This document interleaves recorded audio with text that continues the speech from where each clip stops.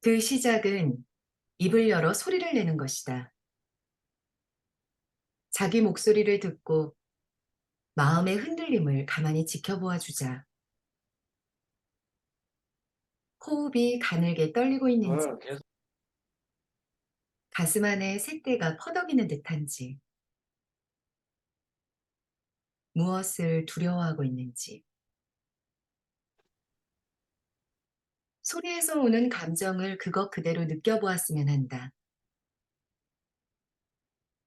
하루 중 낭독하는 시간만큼은 자기를 돌보는 시간이라고 생각하자. 나와 책과 시간만 허락한다면 낭독을 통해 자신과 다시 만날 수 있다. 안녕하세요. 반갑습니다. 나에게 낭독 성우 송정희입니다. 이렇게 9개월이라는 시간 동안요. 나와 책과 시간만 허락한다면 낭독을 만날 수 있는 여러분들과 낭독 인연을 맺어왔습니다.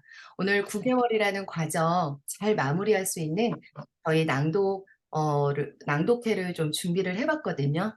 저희가 이 3개월이라는 시간 동안 같이 산 책은 바로 강신주 작가의 철학가죠. 네, 감정 수업이었습니다. 48가지의 인문 고전 작품을 통해서 감정을 읽게 되었는데요. 우리 선생님들과 정말 울기도 하고 웃기도 한 이 시간들이 고스란히 녹아져 내린 그런 낭독회가 될 거라고 생각을 하고요. 저희 오프닝을 열어주실 정미전 선생님 모시도록 하겠습니다. 네, 박수로 맞아주세요. 선생님 안녕하세요. 안녕하세요. 저는 오늘 낭독회 문을 여는 정미선입니다. 첫눈이 와서 겨울 같더니 오늘은 가을 같은 밤입니다. 이 밤에 저희 낭독회를 찾아주신 모든 분들께 진심으로 감사드리며 열렬히 환영합니다. 오늘 낭독할 저희 11명은 2023년 1월 기초반을 시작으로 낭독에 발을 들이기 시작했습니다. 직장 일과 가정 일도 버거운데 낭독이라는 새로운 일을 한다는 게 결코 쉽지 않았습니다. 그 중에서도 가장 큰 어려움은 절망과 좌절이었습니다. 낭독하는 것을 꼭 배워야 할까라는 무식한 생각으로 시작한 낭독이 호칭이 거듭될수록 결코 쉽지 않다는 것을 알게 되었습니다. 자신에게 맞는 일이 아닐지도 모른다는 생각에 그만둘까도 여러 번 생각했지만 절망과 좌절은 희망을 품고 있다는 것을 지난 수업 시간에 비로소 알게 되었습니다. 절망과 좌절은 잘하고자 하는 마음이 있었기에 절망하고 좌절한 것이었습니다. 저희들이 절망하고 좌절한 그 매 순간마다 손을 놓지 않고 한 땀 한 땀 정성스레 이끌어주신 우리 송정희 성우님 덕분에 우리 11명이 오늘을 맞이할 수 있게 되었습니다. 송정희 성우님께 거듭거듭 감사드립니다. 그리고 힘든 순간들을 잘 견디고 오늘까지 건너온 우리 11명 모두에게도 큰 박수를 보냅니다. 우리 모두는 이제 낭독을 떠날 수 없다는 것을 이제 알았습니다. 얼마나 저희가 행운인가요? 낭독을 알았으니까요. 오늘 저희가 낭독할 책은 강신주의 감정 수업입니다. 감정을 살려내는 것은 삶의 본능이자 의무라는 작가의 말을 기억하며 이 밤 11명의 낭독을 통해 죽어있는, 억눌려 있는 자신의 감정을 마주하는 따뜻한 시간이 되시기를 바라며 낭독회를 시작하겠습니다.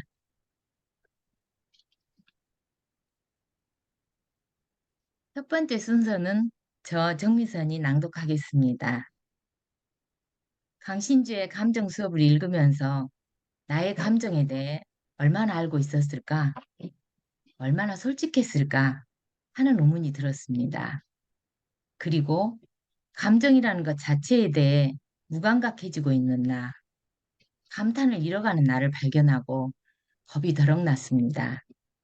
남은 인생을 마른 낙엽처럼 살아갈 것 같아 두려웠으니까요.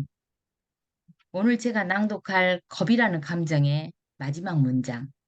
우리의 인생은 사랑이 없다면 아무것도 아닌지도 모른다. 사랑으로부터의 해탈. 그것은 오직 마지막 숨을 내뱉은 뒤에나 가능할 뿐이니까. 이 문장이 위안이 되어 선택하게 되었습니다. 마지막 순간까지 나에게 사랑이 남아있을 것이리라 믿으면서요. 이제부터 저의 낭독을 시작하겠습니다. 겁. 실패를 예감하는 위축된 자의식. 여명 시도니 가브리엘 폴레트. 흥미로운 일이다. 강한 자는 생각을 많이 하지 않고 약자는 생각을 많이 한다는 사실이.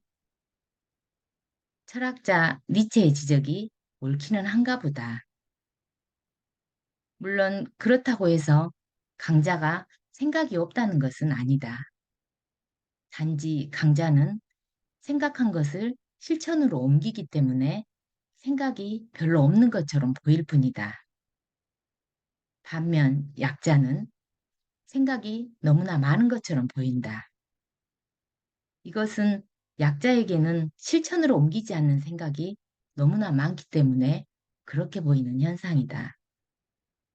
그래도 실천으로 옮기지 않는 생각을 많이 가지는 것이 실천으로 옮기지 못하는 자신의 나약함을 정당화하는데 생각을 이용하는 것보다는 바람직할지도 모르겠다. 후자는 나약을 넘어 자신의 삶을 날조하는 것이니까 말이다. 새로운 사랑을 감당하기 어려워하는 어느 여인네의 구질구질한 자기 합리화 이야기가 서럽게 다가온 것도 이런 이유에서일 것이다. 생활 방식을 바꾸고 다시 시작하는 것, 새로 태어나는 것이 내게는 그다지 힘든 일이 아니었어. 하지만 지금 원하는 건 그런 게 아니야. 이제는 내가 한 번도 해보지 못한 것을 시작하고 싶어. 알겠어? 비알, 16살 이후 처음으로 사랑이라는 것과 무관하게 살고 싶고, 사랑이라는 것과 무관하게 죽고 싶어. 슬프면 그냥 슬프고, 기쁘면 그냥 기쁘고, 그렇게 살려고 해. 요즘은 그래. 근사한 일이지. 너무 근사해. 하지만 아직도 사랑에 대해 반사적으로 행동하게 되나 봐. 사랑을 거부했다는 것을 잊어버리고 사랑을 마다하지 않거든, 비알. 여명은 작가 콜레트의 서글픈 체험이 그대로 묻어있는 일종의 자전소설이다. 방금 읽은 구절만으로도 우리는 브록의 나이, 마흔을 넘은 어느 여인이 어떻게 사랑에서 해탈하고자 발버둥치고 있는지를 생생하게 경험하게 된다. 몇 번 이혼한 경험이 있는 그녀로서는 사랑이란 정말로 매력적이지만 끔찍한 것이기도 하다. 이제야 그녀는 불에 직접 대봐야 비로소 뜨거움을 알 수 있다는 어머니의 가르침을 이해하게 된 것이다. 그런데 이런 그녀에게 30대 중반의 멋진 남자, 비알이 사랑으로 다가오려고 한다. 어쩔 것인가? 다시 한번 질 수밖에 없는 꽃과 같은 사랑을 시작해야 하나? 아니면 이제 사랑의 뜨거움에 충분히 데워봤기에 이쯤에서 사랑의 싹을, 아니 사랑의 꽃이 개화하는 것을 막아야 하는가? 콜레트, 그리고 작중하자 나는 사랑의 싹을 자르기로 결심한다. 이런 결정에 이르도록 만든 그녀의 감정은 무엇이었을까? 스피노자라면 그것을 겁 혹은 겁먹음의 감정이라고 말했을 것이다. 검남은 동료가 맞서는 위험을 두려워하여 자기의 욕망을 방해당하는 그런 사람에 대해 언급된다. 스피노자 에티카에서 위험하지 않은 사랑, 안전한 미래를 보장하는 사랑이 없다는 것. 그래서 사랑은 언제나 목숨을 건 모험일 수밖에 없다는 것을 잘 알고 있으니까. 비알과 나이 차이가 많이 난다거나 비알을 몹시도 흠모하는 20대의 파릇파릇한 여자 클레망이 있다는 것도 잊어버린 채 그녀는 비알과 사랑을 나누고 싶었다. 그것이 바로 그녀의 정직한 욕망이다. 그녀가 비알을 떼어내려고 선택한 전략은 사랑에 초탈한 제스처를 보이는 것이었다. 그렇지만 사랑은 누군가를 통해 내가 완전해지고 있다는 축복과도 같은 감정 아닌가? 그러니 모든 사람들은 사랑에 그토록 목숨을 거는 것이다. 제대로 행복하기 위해서 자신이 어디까지 성장할 수 있는지 그 잠재성에 감동하기 위해서 우리는 사랑에 생명마저 거는 것 아닌가? 사랑에 겁을 먹고 있는 여자를 사랑으로부터 초탈한 사람이라고 비알이 착각한 것. 수많은 경험을 통해 그녀가 엄청 성숙한 여인이라고 비알이 오해한 것. 이것이야말로 그녀에게 비극이 아니었을까? 사실 그녀는 비알이 자신의 겁마저도 품어줄 너른 가슴을 요구했던 것이다. 그녀의 소원대로 비알은 그녀 곁을 떠난다. 그렇지만 그녀에게 사랑과 무관한 삶, 즉 사랑으로부터 해탈한 삶이 과연 도래할까? 결코 그럴 리도 없고 그럴 수도 없고 그래서도 안 된다. 다행스럽게도 그녀는 여전히 비아를 그리워하고 있다. 우리의 인생은 사랑이 없다면 아무것도 아닌지도 모른다. 사랑으로부터의 해탈, 그것은 오직 마지막 숨을 내뱉은 뒤에나 가능할 뿐이니까. 겁이라는 감정에서 빠져나오는 유일한 방법은 현재 자신의 욕망에 몰입하고 그것을 관철시키는 자세 이외에 다른 방법은 없다는 철학자의 어드바이스를 가슴에 새기며 저의 낭독을 마치겠습니다. 다음 낭독해 주실 분은 김희연 선생님이십니다. 다이아몬드는 빛을 받으면 여러 가지 빛깔로 빛이 납니다. 김희연 선생님의 목소리를 들을 때마다 저는 다이아몬드가 떠오릅니다. 여러 빛깔을 품고 있는 다이아몬드처럼 여러 빛깔이 담긴 멋진 음색을 가진 김희연 선생님의 낭독을 들어보겠습니다. 아유, 칭찬 고맙습니다. 정미선 선생님. 그리고 낭독 잘 들었습니다. 정미선 선생님은 저희 반에서 12주 동안 낭독 숙제를 제일 열심히 하신 분인데요. 그만큼 오늘 아주 멋지고 화려한 그 오프닝과 편안한 낭독을 잘 들려주신 것 같아서 정말 잘 들었습니다. 감사합니다. 제가 처음에 그 이 철학책을 접했을 때는 읽을수록 어렵다는 느낌을 많이 받았어요. 그래서 이 책으로 낭독 수업을 잘 마칠 수 있을까 이런 걱정도 했었는데 이 책을 다 마치고 지금 낭독회까지 한 지금 이 시점에는요. 그 건축가 정기용 선생님이 하신 말씀이 가슴에 와닿았습니다. 그분이 하신 말씀은 나이가 들수록 철학 공부를 해야 되는 것 같습니다. 산다는 게 뭔지 근원적인 문제를 생각해보고 성숙한 다음에 죽는 게 좋겠습니다. 라고 말씀하셨습니다. 저는 이 말에 깊이 동감하게 됐습니다. 어, 저는 이 책의 48가지 감정 중에 자긍심을 선택했는데요. 어, 요새 저는 그 노화가 가져다주는 여러 가지 문제로 인해 많이 위축되면서 자존감이 많이 떨어졌거든요. 그래서 자긍심 파트를 읽으면서 자긍심이란 뭔가, 자존감이란 뭔가, 또 자긍심을 어떻게 찾아 나가야 하나를 생각하는 시간을 갖게 됐습니다. 그러면서 작게나마 자긍심을 찾아 나갈 힘을 얻었습니다. 저의 낭독을 시작하겠습니다. 자긍심, 사랑이 만드는 아름다운 기적, 정체성, 밀란 쿤데라.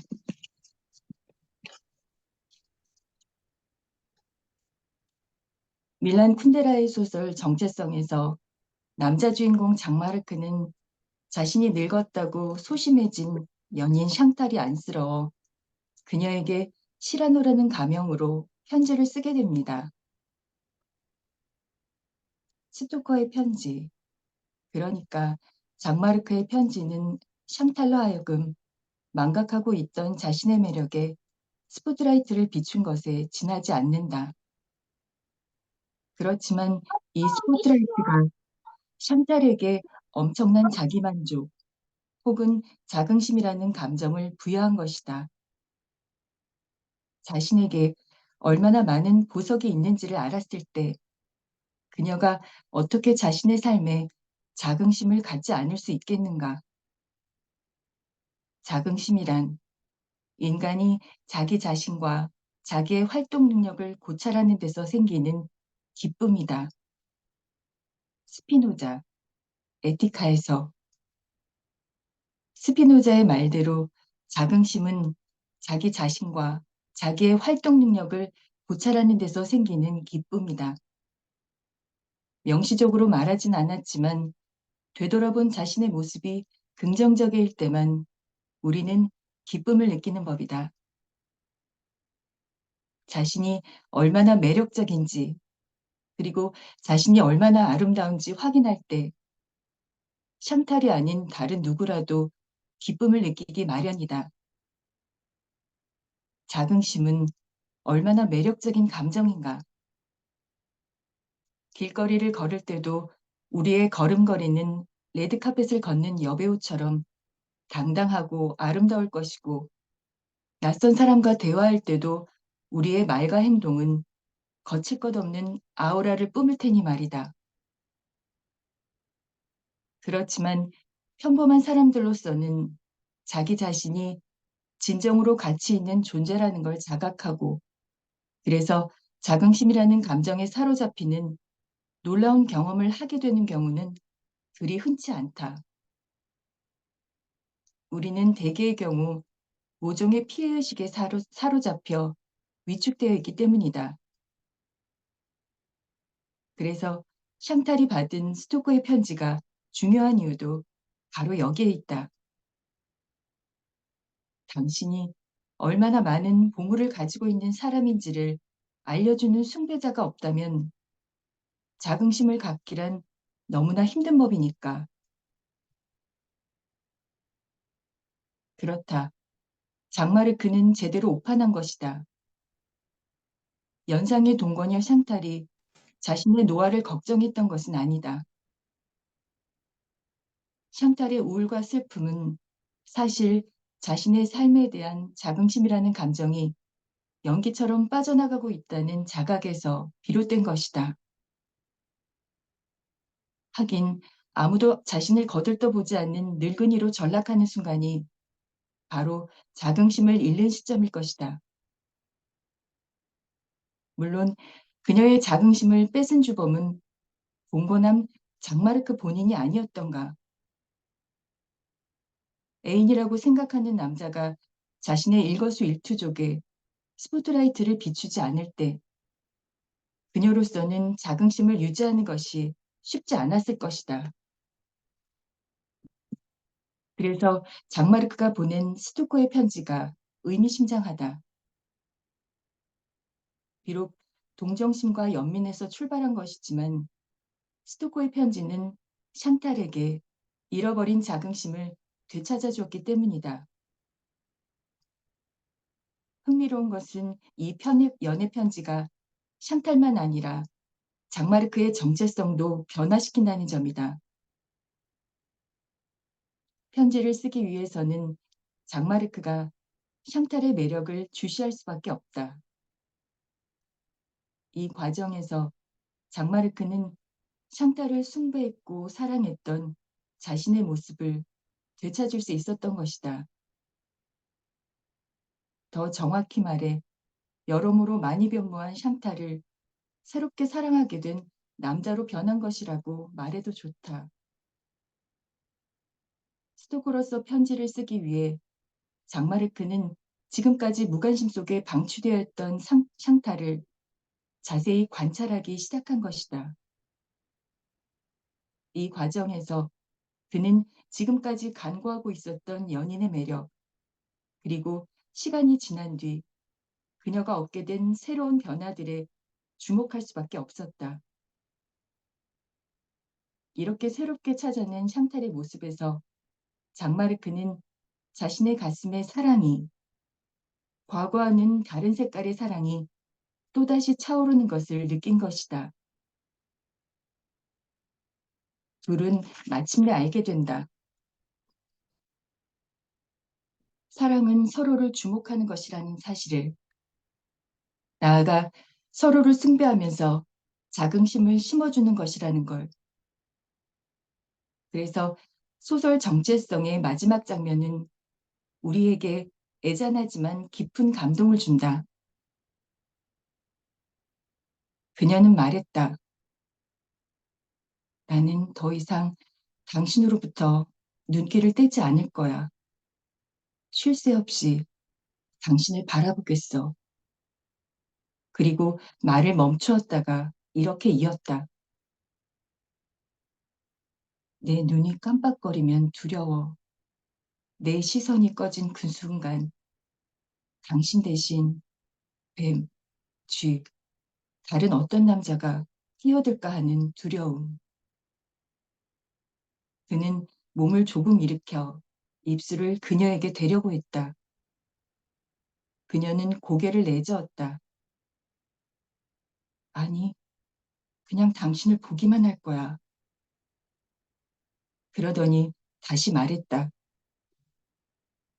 밤새도록 스탠드를 켜놓을 거야. 매일 밤마다. 저희 낭독은 여기까지입니다. 낭독을 들어주신 여러분께 감사드리고 오늘 또 응원해주신 여러분께 감사드립니다. 다음 낭독자는 장유미 선생님입니다. 낭독을 통해 자기 자신과 또 타인과의 교감을 꿈꾸는 장유미 선생님의 낭독을 듣겠습니다. 네, 김희연 선생님의 목소리를 들으면 설득력과 호소력이 배어 있다는 느낌을 받는데요. 네, 자긍심이라는 주제의 이야기를 들려주신 김희연 선생님의 낭독 인상 깊게 잘 들었습니다. 어, 저는 말이 없는 사람이었습니다. 그리고 수줍음이 많은 사람이기도 한데요. 어, 타인이 저한테 화를 낼 때는 마음이 움츠러들고 또 얼어붙는 느낌을 어, 받기도 합니다. 어쩌면 제가 타인을 공손히 대하는 건 저를 공격하지 말아달라는 그런 제스처일지도 모르겠습니다.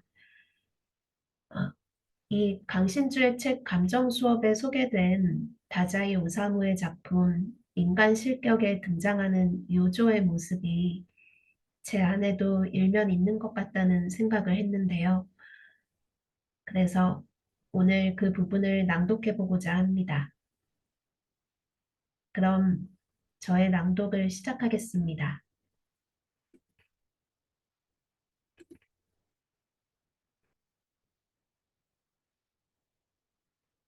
공손.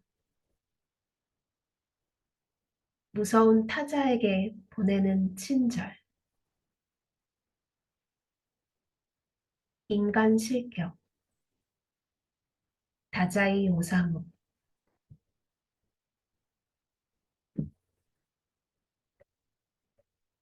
작가가 자신의 분신. 요조의 유년 시절 경험을 통해 자신이 어떤 식으로 타자를 무서워했는지 묘사하는 대목은 서럽고 또 서럽기만 하다.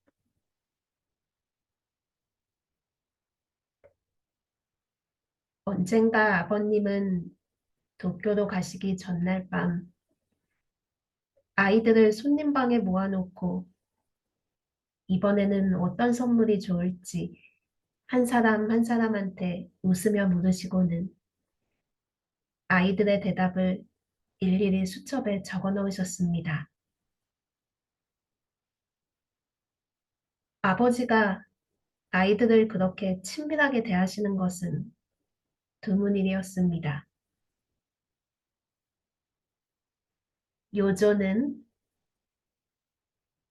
아버지가 물으셨을 때 저는 우물쭈물 대답을 못하고 말았습니다. 뭐가 갖고 싶지? 누군가 이렇게 물으면 저는 그 순간 갖고 싶은 게 아무것도 없어져 버리곤 했습니다. 아무래도 상관없어. 어차피 나를 즐겁게 해줄 것 따위는 없어. 그런 생각이 꿈틀 일어났던 것입니다. 그러면서 남이 준 것은 아무리 제 취향에 맞지 않아도 거절도 못했습니다. 싫은 것을 싫다고 하지도 못하고 또 좋아하는 것도 쭈뼛쭈뼛 훔치듯이 전혀 즐기지도 못하고 그러고는 표현할 길 없는 공포에 몸부림쳤습니다. 즉, 저에게는 양자택이라는 능력조차도 없었던 것입니다.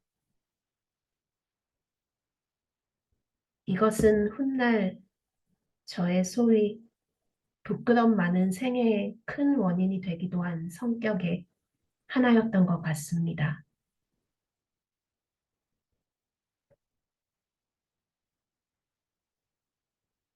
요조의 행동에서 우리는 내면의 공포가 외면의 수줍음, 항상 타자의 말에 순종적인 공손함으로 드러나는 메커니즘에 주목할 필요가 있다. 스피노자가 위대한 이유는 그가 이 메커니즘을 정확히 포착하고 있었기 때문이다.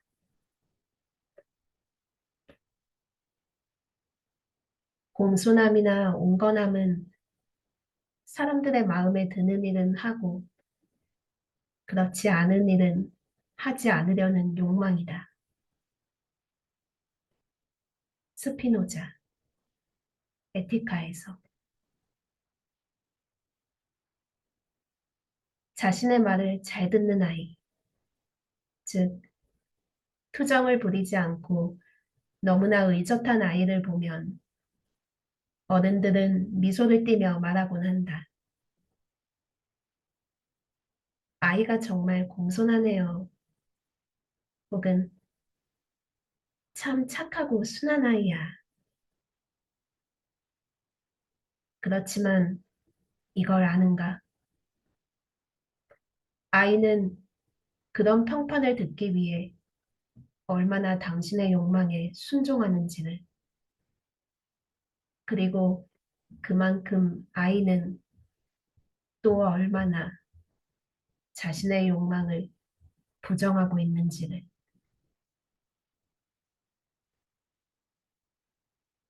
측은한 우리 요조도 마찬가지였다. 자신의 욕망을 계속 부정하는 생활을 유지하려다가 요조는 폐인이 되어버린다. 27살인데도 불구하고 요조는 40살 이상으로 보일 정도로 죽어가고 있었던 것이다. 시체가 되어서 정말로 자신이 원하는 대로 살지 못하는 존재. 다른 사람이 마음대로 다뤄도 순응하는 존재. 얼마나 공손한가, 시체는. 굴리면 구르고, 팔다리를 접으면 접힌다. 옷을 입히면 입고, 해부를 하면 그대로 메스를 받아들이니까. 그렇게 시체가 되어가는, 즉, 폐인이 되어버린 유조에 대해서 여전히 주변 사람들은 이렇게 말한다. 우리가 알던 유조는 정말이지 순수하고 자상하고 술만 마시지 않는다면, 아니, 마셔도 하나님처럼 좋은 사람이었어요.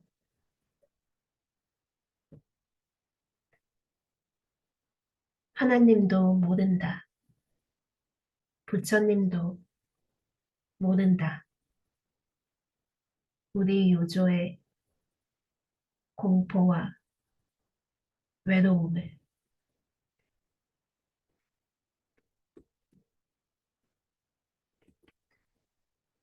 네, 저의 낭독은 여기까지입니다.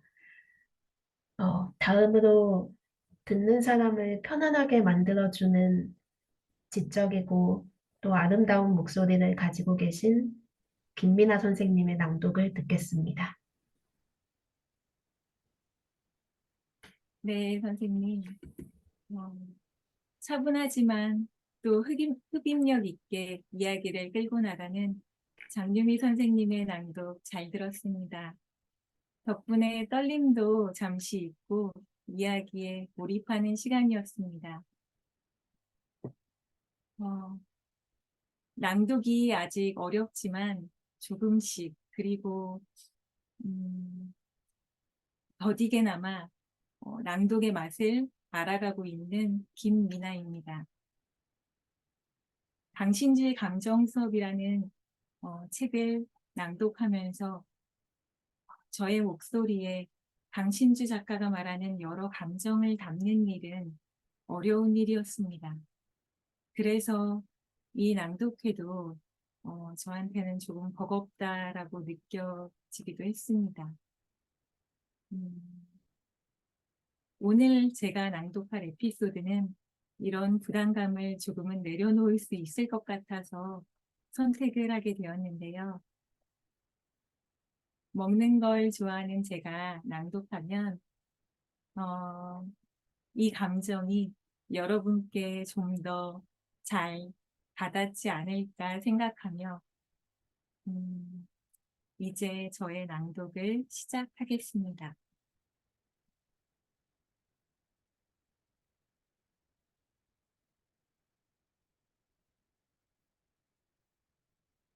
삼식, 자신의 동물성을 발견할 때. 먹는 일에 대한 이야기 2. 모임. 정말 당혹스러운 일이다. 하필 그 사람 앞에서 주책 없이 배에서 꼬르륵 소리가 울리다니. 손님이 별로 없어서 고즈넉하기까지 한 로맨틱한 카페에서 배에서 울리는 소리는 마치 천둥처럼 요란하기만 하다. 이게 무슨 낭패인가. 그는 지금까지 만났던 사람들 중 가장 마음을 설레게 하는 남자인데, 아름답고 우아한 관계를 만들어 가려는데 뱃속이 도와주지 않는다. 어쨌든 얼굴이 화끈거림을 느끼며 남자를 곁눈질해 본다. 꼬르륵 소리를 듣지 못했는지 아니면 못 들은 척하는 것인지 그는 아무 일도 없었다는 듯이 이야기만 계속하고 있다. 다행스러운 일이다. 그렇지만 얼마 지나지 않아 나는 다시 낭패감에 사로잡히게 된다. 그가 다정하게 말하는 것 아닌가. 식사를 해야겠어요. 이제 저도 배가 고프네요. 헉, 저도라니. 누구나 언젠가는 경험했을 법한 상황이다. 생리적인 소리.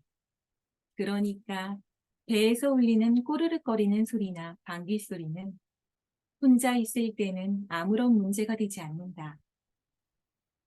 그렇지만 누군가와 함께 있을 때는 문제가 되는 것이 바로 이 동물적인 욕구다.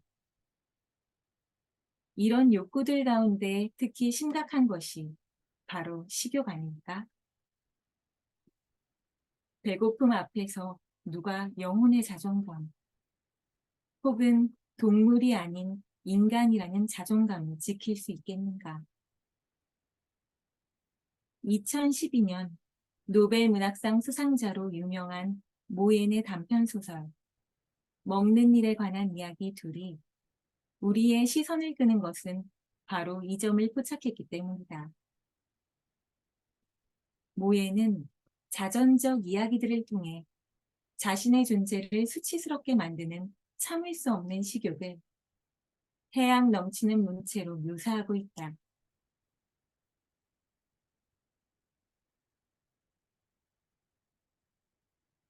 연회에만 가면 항상 얼마간은 참지 못하고 배불리 먹지 못할까 두려운 듯 허겁지겁 먹어댔다. 다른 사람들이 나를 어찌 볼까는 전혀 상관하지 않았다. 식사를 마치면 후회가 밀려왔다. 나는 왜 느긋하게 먹지 못하는 걸까? 나는 왜 조금 덜 먹지 못할까? 지난 30여 년간 나의 먹기 경력을 회상해보면 스스로가 돼지인지 개인지 구별이 가지 않는다. 계속 킁킁대며 영역안을 돌면서 먹을 만한 것을 찾아 이 밑바닥 없는 구멍을 채워나갔다.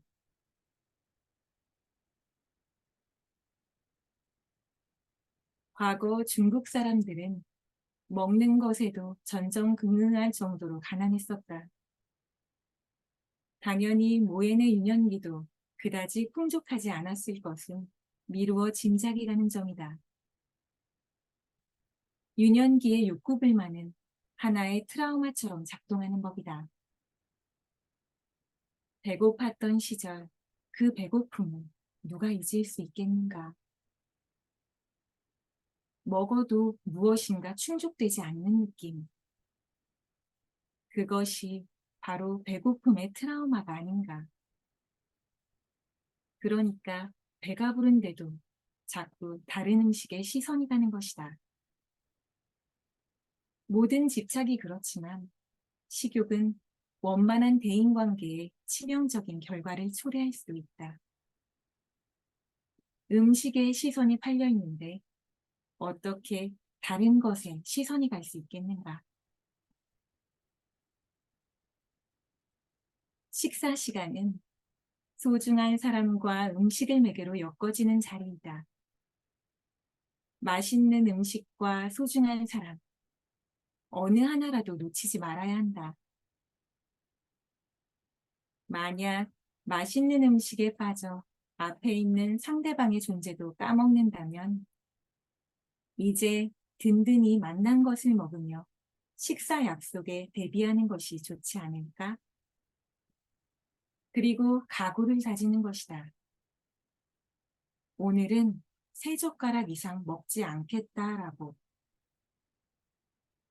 이런 혹독한 트레이닝이 있어야 유년 시절에 각인된 배고픔의 트라우마도 치유될 수 있을 것이다. 저의 낭독은 여기까지입니다. 다음은 따뜻한 음성으로 듣는 사람의 마음을 편안하게 만들어주시는 홍아름 선생님의 낭독을 듣겠습니다. 안녕하세요. 정말 맛있는 낭독 잘 들었습니다. 김민아 선생님. 제가 다이어트를 평생 못했는데 이유를 알 것만 같은 그런 낭독의 시간이었습니다. 어, 제, 제가 선택한 부분은 음, 소심함이라는 감정이고 프랑스와즈 사강의 작가의 챕터를 골랐습니다. 제가 이 챕터를 고른 가장 큰 이유는 사실은 작가님 때문이긴 합니다.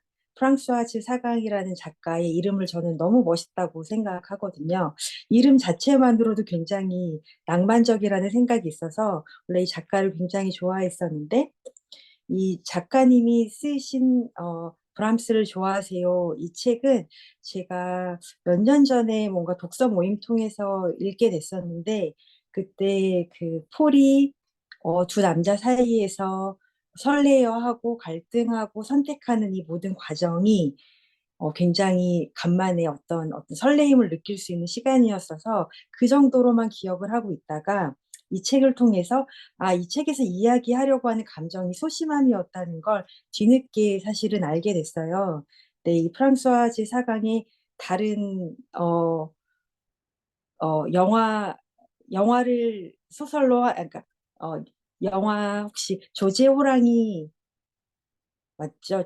조제 호랑이 그리고 물고기들이라는 영화가 또 프랑스와즈 사강의 소설로 만들어졌었는데 거기에 조제라는 여자 주인공은 이 책에 나오는 폴과는 달리 굉장히 용감한 여자였거든요.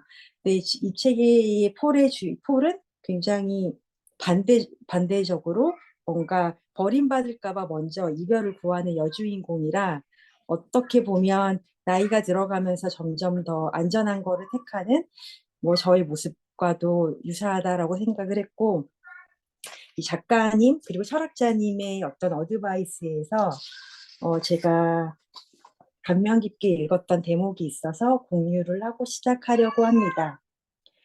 매너리즘에 빠진 자신의 삶과 단절하여 마치 청길 낭떠러지가 입을 벌리고 있는 심연을 건너뛰려는 용기가 없다면 어떻게 우리가 사랑의 꿀맛을 맛볼 희망을 가질 수 있겠느냐고 이렇게 말하시면서 작가님이 소심한 사람들의 대처법을 이렇게 말씀해 주셨습니다. 어떤 일이 일어났을 때 행동 강력을 추진하기 전에 아님 말고 라는 마음가짐을 가진다면 저희도 다시 어떤 소심해지는 순간에 대범함을 가질 수 있지 않을까라는 생각을 하며 저의 낭독을 시작해 보겠습니다.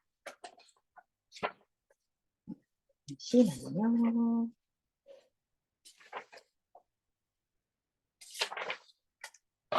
소심함, 작은 불행을 선택하는 비극. 브람스를 좋아하세요?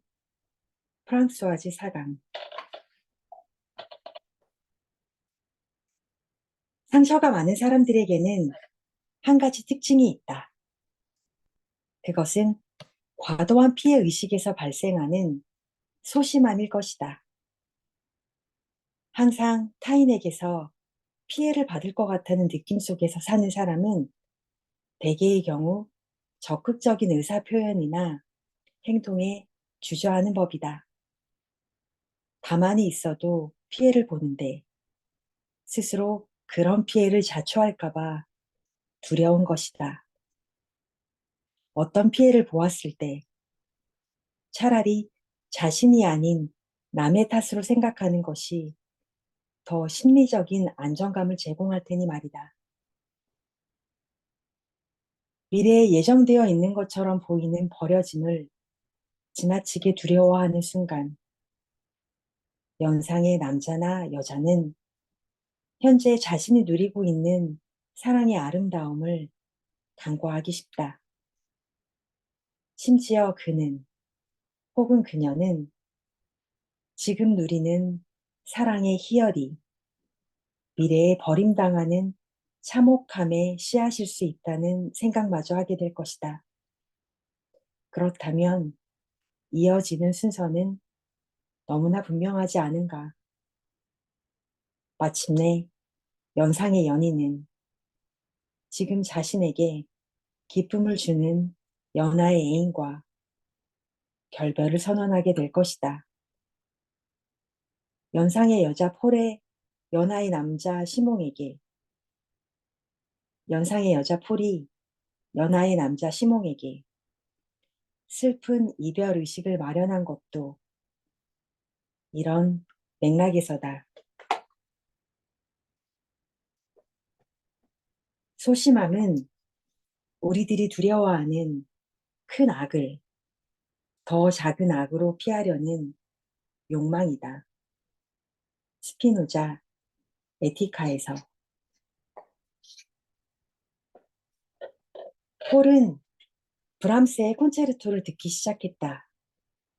그녀는 첫 부분이 낭만적이라고 여겼지만 음악 중간에는 듣는 것을 잊어버리고 말았다. 그녀의 집중력은 옷감의 견본이나 늘 부재 중인 한 남자에게로 향해 있을 뿐이었다. 그녀는 자아를 잃어버렸다. 자기 자신의 흔적을 잃어버렸고 결코 그것을 다시 찾을 수가 없었다. 브람스를 좋아하세요? 그녀는 열린 창 앞에서 눈부신 햇빛을 받으며 잠시 서 있었다. 그러자 브람스를 좋아하세요? 라는 짧은 질문이 그녀에게는 갑자기 거대한 망각 덩어리를, 다시 말해 그녀가 잊고 있던 모든 것, 의도적으로 피하고 있던 모든 질문을 환기시키는 것처럼 여겨졌다. 시몽은 미래를 준비하느라 현재를 망치기 싫다며 직장도 등한시한 채 행복한 몽유병자처럼 폴 주위를 서성거린다. 시몽은 행복했다. 그는 자신보다 15살 연상인 폴에게 16살짜리 여자아이에게보다 더 큰 책임감을 느꼈다.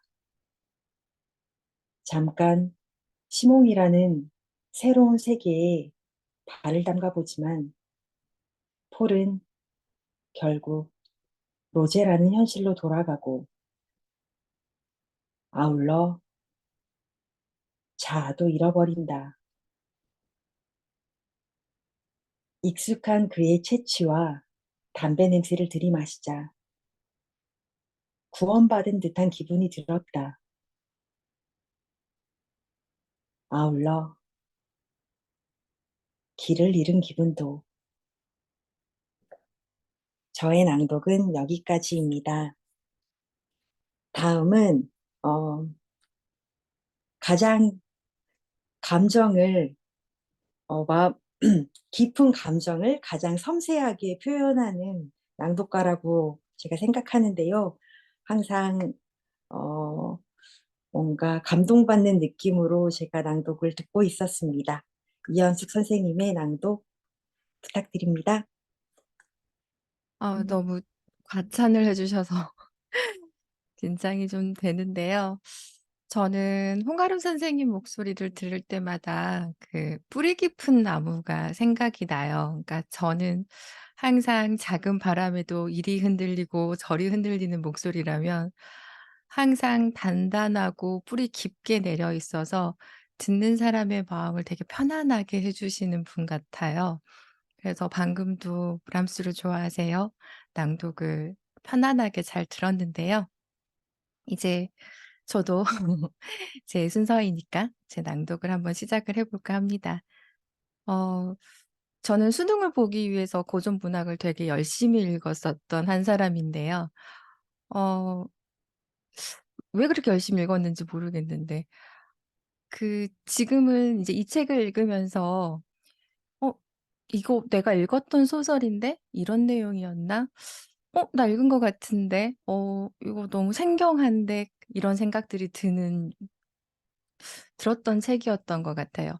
그래서 이제 성우님의 도움도 있었지만 또 선배님들과 함께 아침에 여기 나와 있는 48가지 책을 지금 새벽에 읽고 있거든요. 근데 이제 그때 수능을 볼 때 읽었던 것들은 막연하게 텍스트를 읽었다면 이제는 제 삶 속에서 등장하는 인물들과 함께 이렇게 제 삶에 투자도 해 보면서 좀 더 깊이 있게 작품을 느껴 나가고 있는 건 아닌가 싶습니다. 이제 이반 투르게네프의 소설 무무 역시 그랬던 작품인데요. 어 이 소설의 주인공 게라심을 제가 만났을 때 저는 조금 많이 심란했습니다. 제 모습과 많이 겹쳐 있었거든요. 게라심은 농노제라는 제도 때문에 어쩔 수밖에 없이 그렇게 살았다고 하지만 저는 스스로 제가 평판의 노예가 되어서 '이렇게 노예같이 살고 있는 건 아닌가.'라는 자문을 해 보았던 책이었습니다. 부분이었습니다. 그래서 인제 제가 이 에피소드를 선택을 하게 되었는데요. 저는 자신이 너무나 사랑했던 무무를 자신의 손으로 죽였던 게라심을 이해하기가 너무 힘들었거든요. 더군다나 무무를 죽이고 여지주로부터 도망을 쳤음에도 불구하고 어찌 보면 우리 삶 속에서 가장 소중한 사랑이라는 감정을 담을 쌓고 살아간다는 그 결말이 너무나 힘들었습니다. 그런데 강신주의 감정 수업에서 이런 구절이 있었었거든요. 게라심이 그런 선택을 했던 것은 자신에게 소중한 것들을 다시 잃고 싶지 않아서 삶의 주인이 되기 위해서 노력하기 위해서라는 그 말귀를 듣고 그 글을 읽고 게라심을 응원을 하고 싶었습니다. 그래서 저는 오늘 자신의 삶에서 저를 비롯한 자신의 삶에서 주인의식을 찾기 위해 노력하는 사람들을 위해 저의 낭독을 시작해 보려고 합니다. 네. 1. 비루함. 삶의 주인이 되기 위해 극복해야 할 노예의식. 무무. 이반 투르게네프. 마침내 게라심은 본인이 직접 무무를 죽이기로 결심한다. 그것이 자신을 그렇게도 따르던 무무를 위한 마지막 사랑이라고 생각했기 때문이다. 미워하는 사람보다는 사랑하는 사람의 손에 죽는 것이 차라리 나은 법이라고 생각했던 것이다. 투르게네프의 단편 소설 무무에서 가장 서글픈 장면이 이렇게 펼쳐진다. 무무가 좋아했던 음식, 그러니까 고기가 가득 담긴 양배추국에 마른 빵을 부스러뜨려 넣은 음식을 먹이는 게라심의 마음은 어떠했을까? 게라심은 무무에게 마지막 만찬을 근사하게 차려주며 흐르는 눈물을 멈출 수가 없었다. 만찬이 끝난 뒤 그는 무무를 배에 태우고 노를 저어 강 중심부에 이른다. 마침내 게라심은 몸을 쭉 펴고는 어떤 병적인 분노의 표정을 지은 채 자기가 가져온 벽돌을 노끈으로 서둘러 묶고는 올가미를 만들어서 무무의 목에 걸고 무무를 물 위로 들어 올렸다.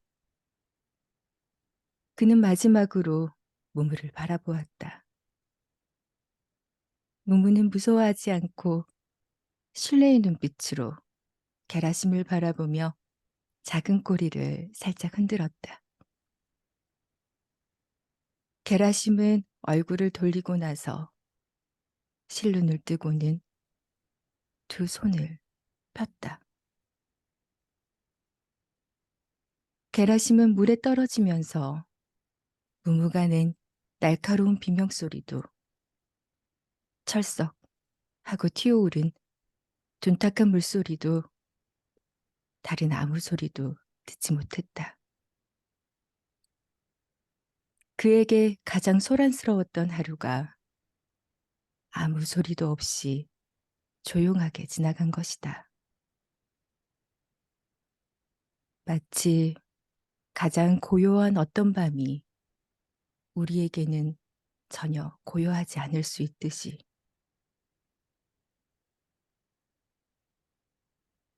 비루함이란 슬픔 때문에 자기에 대해 정당한 것 이하로 느끼는 것이다.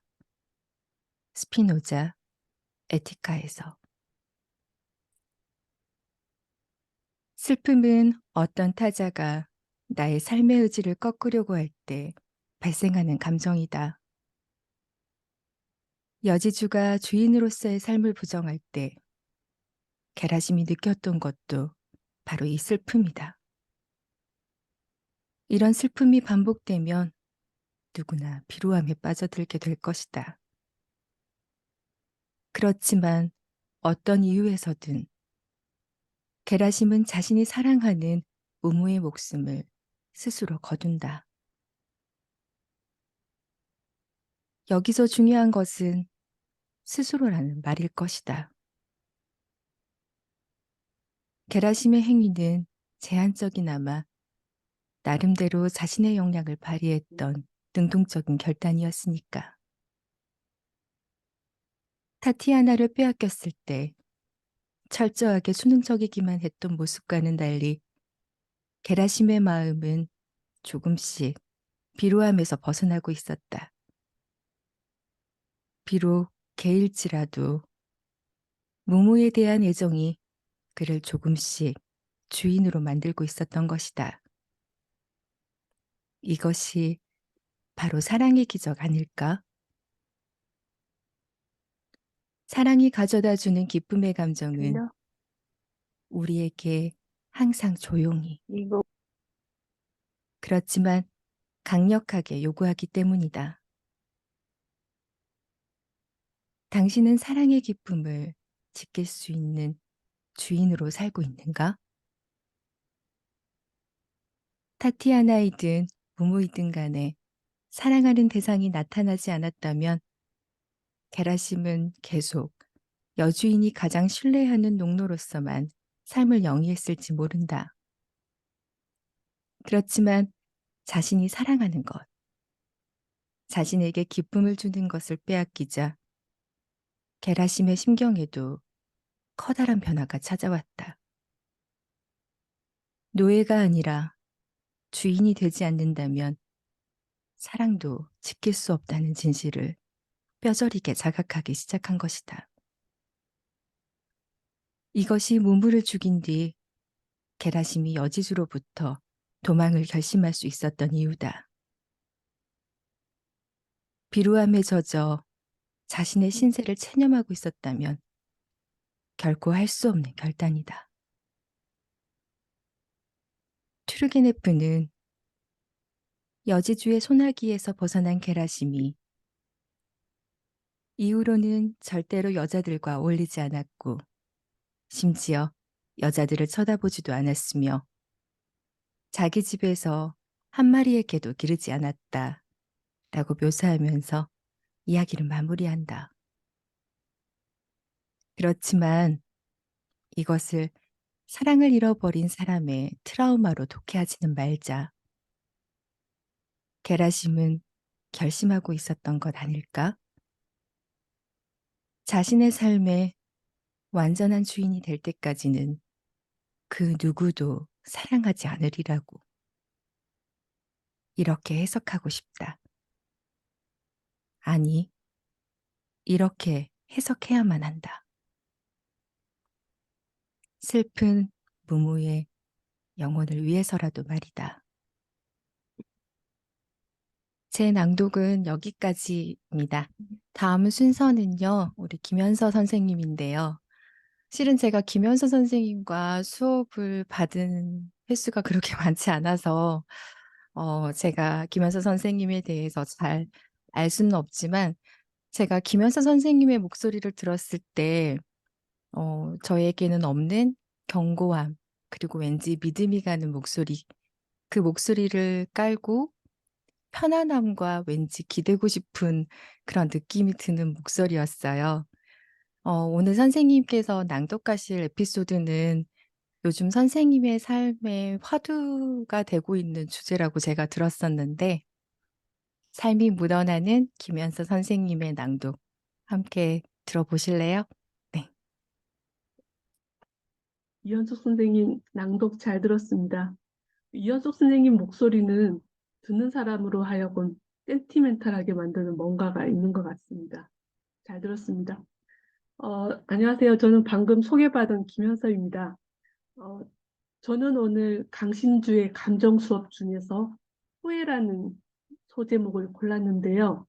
이 글에서 강신주 철학자는 영국 빅토리아 시대 사실주의 작가이자 시인인 토머스 하디의 캐스터 브릿지의 읍장이라는 작품을 통해 후회라는 감정에 대해 예리하게 분석하고 있습니다.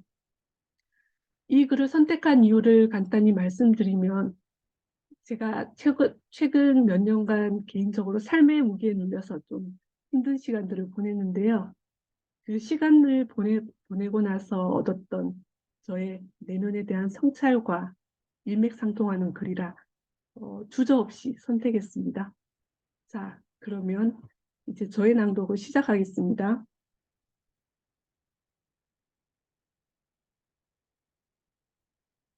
후회. 모든 불운을 자기 탓으로 돌리는 나약함. 캐스터 브릿지의 읍장. 토머스 하디. 후회는 항상 이런 문법으로 우리를 찾아오는 법이다. 마치 그렇게 할 수도 있고 저렇게 할 수도 있는 자유가 우리에게 있었던 것처럼 말이다. 토머스 하디가 소설 캐스터 브릿지의 읍장에서 집요하게 응시하고 있는 것도 바로 이 후회라는 감정이다. 이 작품은 21살 젊은 나이에 술김에 저지른 경솔한 결정으로 인해 인생의 여정이 바뀌고 결국 쓸쓸하게 죽어가는 헨처드의 절절한 이야기다. 캐스터 브릿지의 읍장에서 작가가 헨처드의 기구한 삶을 통해 보여주고자 했던 것은 바로 이 후회라는 감정의 내적 메커니즘이 아니었던가. 지나친 후회가 한 사람의 인생을 파멸시키는 과정을 섬세하게 추적하면서 말이다. 후회라는 감정에서 짚고 넘어가야 할 부분이 바로 이 지점이다.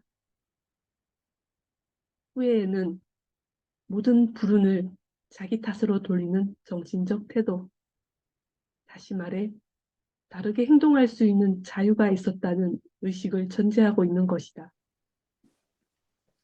영민한 철학자 스피노자가 이 점을 간과할 리 없다. 후회란 우리가 정신의 자유로운 결단으로 했다고 믿는 어떤 행위에 대한 관념을 수반하는 슬픔이다. 에티카에서 후회에 대한 스피노자의 정의에서 정신의 자유로운 결단으로 했다고 믿는 이라는 표현에 방점을 찍어야만 한다. 자신이 모든 불행을 직접적으로 초래할 수 있는 일종의 전지전능한 힘을 가지고 있다고 믿을 때에만 우리는 후회의 감정에 사로잡히게 된다는 것이다. 그렇지만 사실 모든 불운을 자기가 초래한 것이라고 믿는 것, 다시 말해 자신은 선택에서 절대적으로 자유로웠다고 믿는 것만큼 거대한 착각이 어디 있겠는가? 이보다 더 큰 오만이 또 있을까? 자의식이 강한 사람이라면 모든 불행을 객관적으로 보기보다는, 다시 말해 있는 그대로 보기보다는 모두 자신의 탓으로 돌리기 쉽다. 이런 사람은 후회하는 감정으로부터 자유롭기가 힘들다. 결국 후회는 신과 같은 강한 자의식을 가진 사람에게 자주 찾아오는 감정이라고 할 수 있다. 예를 들어 아버지가 음주운전으로 이 세상을 떠나게 되었다고 하자. 딸은 아버지의 죽음을 자신의 성적이 나빴던 탓이라고 믿을 수도 있다. 그날 아침에 좋은 성적표를 보여드렸다면 아버지가 밤에 술을 마시지 않았으리라는 생각이다. 스피노자의 정의가 중요한 것은 여기서 후회라는 슬픈 감정에서 벗어날 수 있는 실마리를 얻을 수 있기 때문이다. 만약 어떤 행위가 자신의 자유로운 결단에서 이루어진 것이 아니라는 점을 알게 된다면 비로소 후회라는 슬픈 감정으로부터 벗어날 수 있다. 그렇지만 이것은 이론적인 이야기일 뿐이다. 실제로 한번 후회의 감정에 사로잡히면 우리는 여간해서 이 감정을 떨쳐내기 어렵기 때문이다. 아버지가 술을 마신 것은 나의 성적이 떨어져서가 아니라 친구를 만났기 때문이라는 것을 뒤늦게 알았어도 딸은 여전히 후회의 감정에서 벗어나지 못할 것이다. 여전히 자신의 참담한 성적 때문에 아버지는 울적해져서 친구를 만났다고 딸은 여전히 그렇게 생각할 것이다. 결국 후회라는 슬픈 감정에서 벗어나기 위해 우리는 유아적 태도를 벗어나야만 한다. 이것은 물론 자기중심적으로 세상을 바라보는 것이 아니라 세상이 자기 뜻대로 되지 않는다는 것을 제대로 인식해야 가능하다. 한마디로 타자가 자기 뜻대로 되지 않는다는 것, 즉 타자의 타자성을 받아들여야 후회라는 감정에서 조금씩 벗어날 수 있다는 것이다. 이 순간 우리는 몇 가지 지혜를 덤으로 얻을 수 있다. 모든 것이 나의 뜻대로 되는 것은 아니다. 행복을 소원해도 그렇게 되지 않을 수도 있다. 예기치 않은 행복이나 불행이 나에게 올 수도 있다. 제 낭독은 여기까지입니다. 들어주셔서 감사합니다. 다음은 정경혜 선생님께서 바톤을 이어받아 낭독을 해주실 건데요.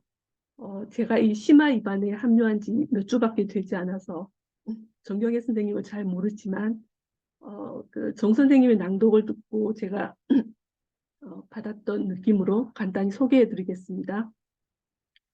정경혜 선생님은 이른 아침에 찌뿌둥한 몸을 이끌고 출근하는 청자에게 상큼한 목소리로 기운을 북돋아주는 라디오 DJ의 목소리를 가지신 분입니다. 정경혜 선생님 부탁드립니다. 소개 감사합니다. 저도 현서 선생님 목소리를 들은 지 얼마 안 됐지만 오늘 낭독을 들으면서 가슴이 너무 먹먹하더라고요. 그래서 그 후회라는 에피소드를 고르셨는데 우리가 얼마나 살면서 후회를 많이 하고 사나 저도 약간 저를 다시 돌아보게 되고 아이 키우면서 따뜻한 말로 해줄 걸 하는 후회도 막 생기기도 하고 그때 어렸을 때 엄마 말씀 잘 듣고 클 걸 이런 후회도 있었고 근데 그런 모든 것들을 이제 현서 선생님이 그 후회 챕터를 낭독해 주시니까 후회라는 감정을 얼마나 많이 이렇게 경험을 해봤으면 이렇게 사람을 먹먹하게 만들면서 돌아보게 해주시나 이런 생각을 하면서 듣게 됐습니다. 정말 따뜻하고 진솔한 낭독 너무 감사합니다. 네, 그럼 이제 저도 낭독을 바턴을 이어받아서 시작하도록 하겠습니다. 고개를 숙인다고 겸손은 아니다. 겸손은 머리의 각도가 아니라 마음의 각도다. 이동규 두 줄 칼럼, 겸손 중에서. 안녕하세요. 경애로운 낭독의 길을 걷는 사람, 경애입니다. 오늘 제가 들려드릴 감정 메시지는 겸손인데요. 사람을 진심으로 대하는 마음이야말로 겸손 아닐까 싶어요. 에밀 졸라의 여인들의 행복백화점과 강신주 작가의 글을 통해서 여러분도 겸손의 진정한 의미와 태도에 대해 함께 생각해 보면 좋을 것 같아 이 에피소드를 준비하게 되었습니다. 이 작품의 주요 인물은 여인들의 행복백화점 젊은 사장인 무레와 이곳에 취업을 한 20살 어린 시골 아가씨 드니즈인데요. 무레는 자신이 가진 돈과 권력이면 사랑이라 한들 그 어떤 것도 얻지 못할 것이 없다고 생각하는 인물이며 늘 그랬듯이 돈과 권력으로 드니즈를 유혹하죠. 과연 무레는 드니즈의 마음을 얻을 수 있을까요? 여인들의 행복백화점으로 가보겠습니다. 겸손, 진정한 사랑을 위한 희생. 여인들의 행복백화점, 에밀 졸라. 대체 무슨 이유로 드니즈는 이토록 끈질기게 자신을 거부한단 말인가? 무레는 드니즈에게 수없이 애원하면서 돈을, 그것도 많은 돈을 주겠노라며 금액을 점점 더 높여 제안했다. 그런데도 불구하고 드니즈는 여전히 그를 거부하고 또 거부했다. 천하의 무례에게 이건 있을 수 없는 일이었다. 이제 그에게는 오직 한 가지 목표만이 존재했다. 다른 것들은 그 절대적 필요 앞에서 모두 사라져버렸다. 드니즈를 자신의 방으로 끌어들여 자신의 무릎 위에 앉힌 채 그녀의 입술에 키스하는 것. 그것만이 그가 원하는 것이었다. 그런 광경을 떠올리는 것만으로도 온몸의 피가 요동치면서 몸이 떨려왔다. 그러면서 그는 자신의 무능함에 절망했다. 겸손이란 인간이 자기의 무능과 약함을 고찰하는 데서 생기는 슬픔이다. 스피노자, 에티카에서. 스피노자의 말대로 무례의 겸손은 자신이 자랑하던 돈의 무기력함을 자각하는 데서 오는 슬픔이다. 그렇지만 여기서 주목해야 할 것은 그의 겸손은 동시에 한 여자를 자기 뜻대로 할 수 없다는 자각이기도 하다는 점이다. 바로 이것이 사랑 아니겠는가? 나의 뜻대로가 아니라 당신 뜻대로가 바로 사랑의 표어이기 때문이다. 결국 드니즈는 무레에게 제대로 된 사랑을 가르치고 있었던 것이고 마침내 무레는 진정한 사랑을 배우게 된 것이다. 청년기 때를 돌아보라. 무엇이든지 다 얻을 수 있고 누구라도 사랑할 수 있을 것 같은 유치한 자만심에 우리가 얼마나 찌들어 있었는지를. 그래서 겸손의 감정이 찾아왔을 때 우리는 성숙해지고 있는 것이다. 그렇지만 지나친 겸손은 자신이 할 수 있는 것마저도 할 수 없다고 절망하는 것이다. 이 얼마나 무서운 일인가. 그렇지만 이런 절망은 불가피한 것인지도 모른다. 추가 한쪽에서 반대편 쪽으로 급하게 움직이는 것처럼 자만심도 절망으로 바닥을 쳐야 한다. 오른쪽, 왼쪽, 그리고 왼쪽, 오른쪽으로 움직이다가 추는 천천히 가운데서 멈춘다. 마찬가지로 자만심에서 절망으로 왔다 갔다 해야만 우리는 균형 잡힌 겸손에 이룰 수 있는 법이다. 그럴 때 비로소 어른이 된다. 자신의 무능력과 약함도 알지만 동시에 자신의 능력과 강함도 알게 될 테니까 말이다. 제 낭독은 여기까지입니다. 다음 낭독가는 언제나 활기차고 에너지 넘치는 분이신데요. 이분의 낭독을 들으면 인생의 풍파를 다 견뎌낸 것 같은 그런 굳건한 힘과 깊은 울림을 받곤 합니다. 그래서인지 우리 반에서도 기운을 업 시켜주시는 굳건한 기둥 역할을 해주고 계세요. 우리의 낭독 기둥 장병희 선생님 나와주세요.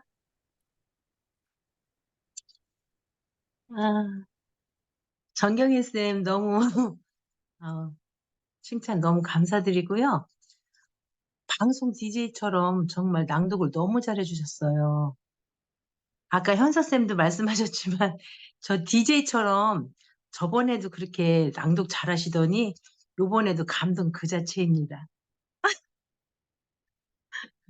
겸손에 대해서 낭독해 주시면 너무 감사드리고요. 경혜 쌤 정말 무궁무진하신 것 같아요. 너무 부럽고요. 목소리 너무 편안한 진행 같아서 너무 좋았습니다. 저희가 심화 졸업반까지 오게 됨을 서로가 자축하면서 졸업 낭독회를 하게 되어서 감회가 새로운데요. 안녕하세요. 저는 심화 2반의 장병희입니다. 강신주의 감정 수업을 공부하면서 이렇게 감정이 가능하다는 것을 알게 됐고요. 저는 베르나르트 슐링크의 책 읽어주는 남자, 절망을 선택했습니다. 저자의 첫사랑이었던 한나의 자살이 문맹이라는 치부를 들키는 것이 죽기보다도 싫었지만 한나는 옥중 편지를 보내며 문맹을 벗어난 것을 전하고 싶었지만 안타깝게도 사랑하는 남자는 계속 외면하며 책을 읽어주는 남자로만 남기 위하여 한나의 진실을 몰라주었기에 결국 죽음을 선택한 절망이 저에게는 너무도 가슴 아프게 다가와서 이 글을 선택했습니다. 누구에게나 알고 싶지 않은 치부는 하나쯤 가지고 있을 테지요. 깊은 여운을 남기며 저의 낭독 시작해 보겠습니다.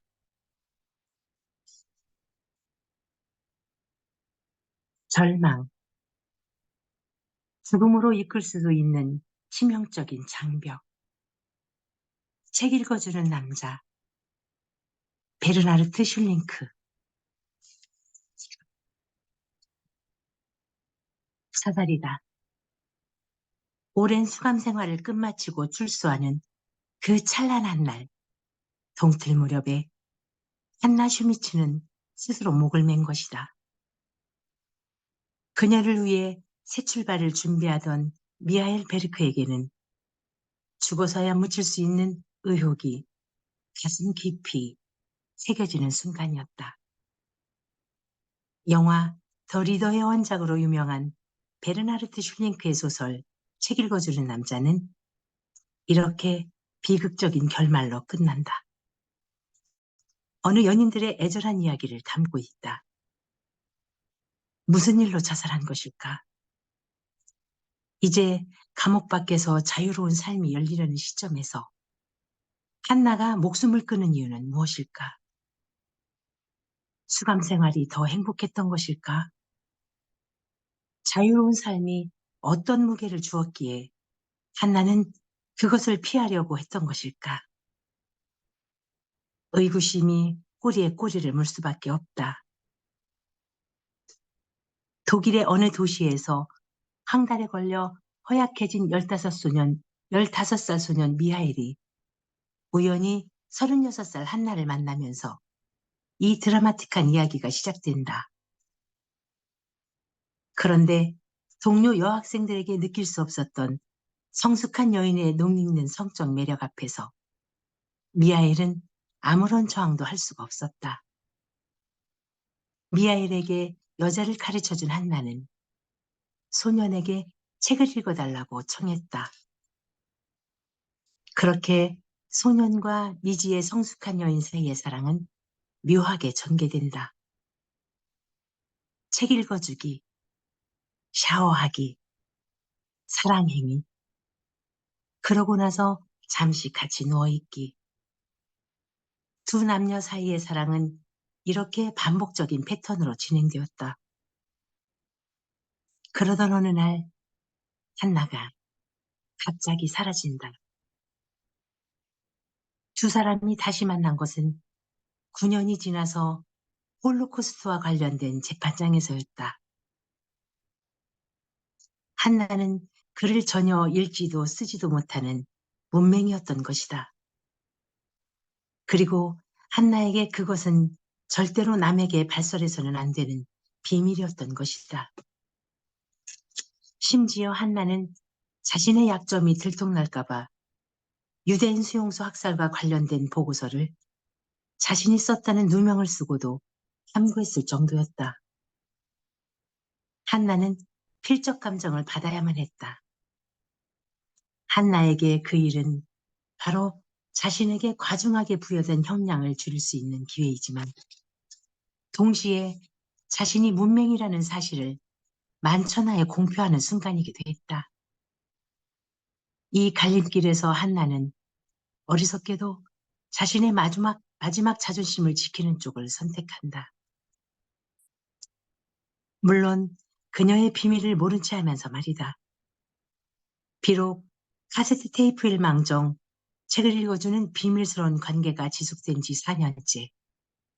미하엘은 어린아이와 같은 필체로 쓰인 한나의 편지를 받는다. 꼬마야, 지난번 이야기는 정말 멋졌어. 고마워, 한나가. 그녀가 그 고통스러운 문맹에서 벗어난 것이다. 절망이란 의심의 원인이 제거된 미래 또는 과거 사물의 관념에서 생기는 슬픔이다. 공포에서 절망이 생긴다. 스피노자 에티카에서. 이제 더 이상 문맹이라는 것이 폭로되진 않을까 전전긍긍할 필요는 없다. 어떤 대가를 치르더라도 결코 내보이고 싶지 않았던 치부가 모두 공개된 것이다. 그러니 어떻게 미하엘을 다시 만날 수 있겠는가? 한나가 자살한 뒤 찾아간 교도소에서 담당자는 미하엘에게 이렇게 말한다. 한나는 당신이 편지를 써주기를 정말로 고대했어요. 그녀는 오직 당신에게서만 우편물을 받았어요. 우편물을 나눠줄 때면 그녀는 나한테 온 편지는 없어요? 라고 물었지요. 카세트 테이프가 들어있는 소포 이야기를 하는 게 아니었어요. 당신은 왜 한 번도 편지를 쓰지 않았나요? 한나가 자신을 자살로 몰고 간 절망에 휩싸이지는 않았을 것이다. 한나에게 그의 편지는 자신이 문맹이었던 어두운 수치심을 영원히 덮어주었을 선물이었을 테니까 말이다. 저희 낭독은 여기까지입니다.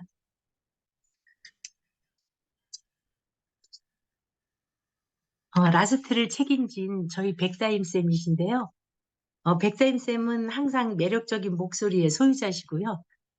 통통 튀시고 너무 아름다우세요, 목소리가. 너무 천연스럽고 어리광스럽고 이뻐요. 그리고 끌림도 그 제목에 맞게 끌림을 또 선택하셨는데 저번에 한번 들어봤는데 너무 좋더라고요. 오늘 다시금 들려주세요, 다임쌤. 부탁드리겠습니다. 네, 저희 반에서 가장 큰 언니이신 장병희 선생님의 낭독 정말 잘 들었습니다. 역시나 삶의 연륜이 느껴지는 통찰력이 돋보이는 목소리의 낭독이었습니다. 안녕하세요. 소개받은 낭독의 다임, 백다임입니다. 제가 오늘 들려드릴 낭독은 강신주의 감정 수업, 스피노자와 함께 배우는 인간의 48가지 얼굴 중 38번째의 끌림입니다. 끌림이라는 감정이 사랑이 아닐까 착각하게 되는 순간이 있습니다. 하지만 여기에서 작가는 분명히 이야기하고 있습니다. 끌림은 사랑이 아니다. 사랑은 나의 본질과 관련되기 때문이다. 비유하자면 음식이 배가 고파서 맛있는 것과 입맛이 맞아서 맛있는 것은 질적으로 다른 것이다. 그러니까 끌림을 사랑으로 착각하지 않으려면 우리의 삶이 사랑에 허기질 정도로 불행한 상태가 아닌지 스스로 점검해 봐야 한다. 이 글을 읽는데 뭔가 뒤통수를 후려치는 느낌이었습니다. 명확하게 경계가 그어지는 느낌이었죠. 여러분들은 어떠신가요? 그럼 강신주의 끌림을 낭독해 보겠습니다. 끌림. 사랑으로 꼽힐 수 없어 아련하기만 한 두근거림. 연인 마르그리트 듀라스. 산에서 길을 잃으면 작은 개울을 따라 내려가라는 말이 있다. 높은 곳의 물은 낮은 곳으로, 그리고 지름길을 따라 평지로 내려가기 때문이다. 대개의 경우 오랜 경험에서 우러나오는 이런 종류의 지혜는 결정적인 순간에 참 많은 도움을 준다. 그렇지만 모든 법칙에는 예외가 있는 법. 젊은 시절 지리산에서 길을 잃고 헤맸던 적이 있었다. 다행스럽게도 작은 개울을 발견한 나는 쾌재를 불렀다. 드디어 산에서 내려갈 수 있게 되었구나 하고 말이다. 그런데 어찌된 일일까?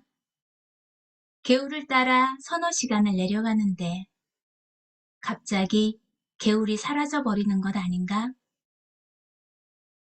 아마 개울물이 땅속으로 들어가 지하수로 변신한 모양이다. 그렇다.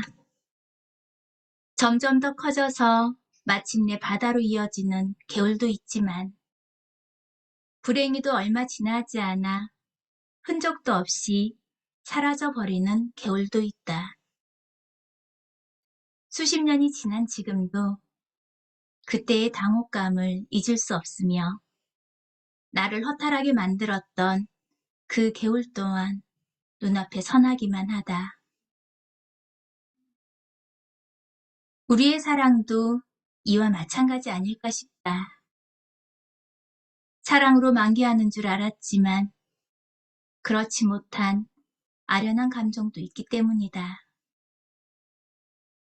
스피노자가 말한 끌림이라는 감정이 바로 그것이다. 끌림이란 우연에 의해 기쁨의 원인이 될 수도 있는 그 어떤 사물의 관념을 수반하는 기쁨이다. 스피노자 에티카에서 스피노자에 따르면 사랑의 감정은 타자와 마주쳤을 때 발생하는 기쁨으로 설명된다. 그렇지만 타자로부터 유리한 기쁨은 꽃으로 만개할 수도 있지만 안타깝게도 만개하지 못할 수도 있다. 전자가 사랑이라는 감정이라면 후자가 끌림이라는 감정이다. 스피노자의 연민함은 이 두 종류의 기쁨을 구별한다는 데 있다. 사랑과 끌림을 구분하는 결정적인 계기가 우연이란 말이다. 그러니까 이렇게 정리할 수도 있겠다. 타자와의 마주침에서 발생하는 기쁨이 필연적일 때, 우리는 이 기쁨을 사랑이라고 한다. 반면 그런 기쁨이 우연적일 때, 우리는 그것을 끌림이라고 말해야 한다. 그렇다. 사랑은 내게 필연적인 기쁨이다. 여기서 중요한 것은 내게 사랑을 가져다 주는 그 사람만이 나의 기쁨을 지속시켜 줄 수 있다는 점이다. 그러니 필연적인 기쁨이다. 반면 우연적인 기쁨에 연유하는 끌림은 이와는 다르다. 반드시 그 사람이 아니어도 상관이 없다. 오히려 그가 가진 유머 감각 혹은 부유함 등이 결정적인 작용을 할 수도 있다. 여기서 중요한 것은 상대방이 가진 것이 나에게 매력적이냐 아니냐 하는 것은 지금 나의 현재 상태에 의해 결정된다는 점이다. 내가 우울하면 그녀의 유머 감각은 분명 내게 기쁨을 줄 수 있다. 내가 가난하면 그가 가진 돈이 곧 나의 즐거움이 될 수 있다. 반드시 그 사람이 아니어도 된다는 점. 이것이 우연적인 기쁨의 핵심적인 요소다. 그래서 너무나 우울해서 외로울 때 누군가 따뜻하게 대해주면 우리는 그와의 만남을 기쁘게 생각할 수도 있다. 그렇지만 이것은 우연적인 기쁨에 지나지 않을 때가 많다. 만약 내게 우울함이 가시고 행복함이 찾아올 때 이런 우연적인 기쁨은 첫눈처럼 덧없이 사라질 테니까 말이다. 저의 낭독은 여기까지였습니다. 들어주셔서 감사합니다. 들려주셔서 감사합니다. 네, 백다연 들려주셔서 선생님. 감사합니다. 너무 감사합니다. 우리 이게 저희 낭독가들이 굉장히 많으셔갖고 사실은 이제 시간이 지금 몇 시 정도 됐죠? 그래요. 예, 꽤 지났네요. 그래도 그 장시간 동안 이렇게 집중해 주신 청중 여러분께 너무 감사합니다. 좀 박수 한번 보낼까요? 네. 저희 낭독회는 여기서 마무리 짓도록 하겠습니다. 네. 잠시만요.